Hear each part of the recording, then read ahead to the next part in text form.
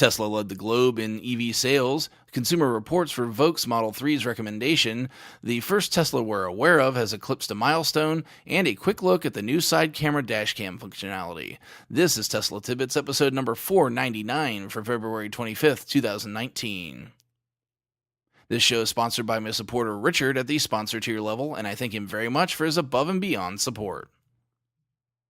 We start the show this week at The Drive, where they report that a data firm has named Tesla as the top-selling EV manufacturer in the world in 2018. While many would have thought that one of the Chinese brands would have held the spot, JATO Dynamics had Tesla as the far and away leader in EV sales with a total of 230,000 cars registered in 2018. Per the article, JATO tracks registrations rather than data published by OEMs, as it's a far more reliable metric to prove that a vehicle is in an owner's hands. Second place was Chinese manufacturer BAIC at 152,000 sales, followed by BYD with 95,000. Fourth place belonged to Nissan, which just narrowly missed third with 92,000 sales, and rounding out the top five in a distant fifth place with 64,000 sales was Chinese brand Zachi. Congratulations to the Tesla team on the amazing work. Despite that last story, Consumer Reports shows up with the proverbial turd in the punch bowl. Due to problems it says that have been identified in its annual reliability survey, the Model 3, along with 5 other models of vehicle, have been removed from the list of Consumer Reports' recommended car models. From Consumer Reports' site, the issues causing the change are problems with, quote, door handles, loose interior trim and molding, along with paint defects and problems with the windows, end quote. This is strange for me, as these things don't seem to be reliability issues to me. Quality issues? Yes. Reliability? No.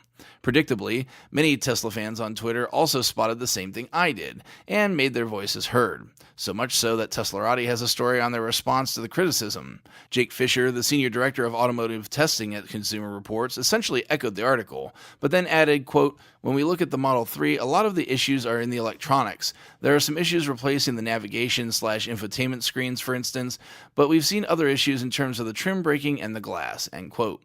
While the center screen would indeed be a reliability issue, as much of the car's functionality relies upon it, again, the rest to me is quality, not reliability. I'm pretty sure that many folks wouldn't argue with the quality of many of the early cars, and as we push into 2019, hopefully even that is finally resolved. Tesla responded to the news with the following statement. It's a long one, so be warned here. Quote, not only are our cars the safest and best performing vehicles available today, but we take feedback from our customers very seriously and quickly implement improvements anytime we hear about issues. That's just one of the reasons why, in this very same survey from Consumer Reports, Model 3 was rated as the #1 most satisfying car, and why Tesla vehicles have topped Consumer Reports' owner satisfaction survey every year since 2013, the first year Tesla was included in it, end quote. The spokesperson continued, saying, quote, we're setting an extremely high bar for Model 3. We have already made significant improvements to correct any issues that Model 3 customers may have experienced that are referenced in this report, and our return policy allows any customer who is unhappy with their car to return it for a full refund.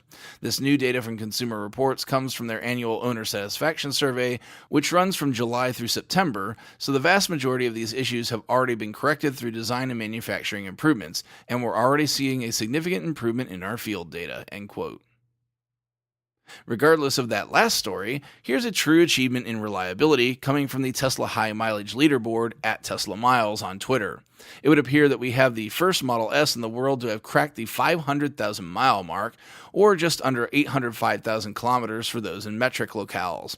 From the announcement thread on Twitter, the red P85 is owned by Twitter user at Gem8Minjin, and unfortunately did have a battery replacement under warranty, so this is not the original battery. However, it was obviously at no cost to the owner, and the rest of the car is in great shape. The owner's experience is that tires wear a bit quicker, brakes last about 5 times as long due to regenerative braking, and other items are wearing over time rather than mileage when comparing the EV to the standard ICE vehicle.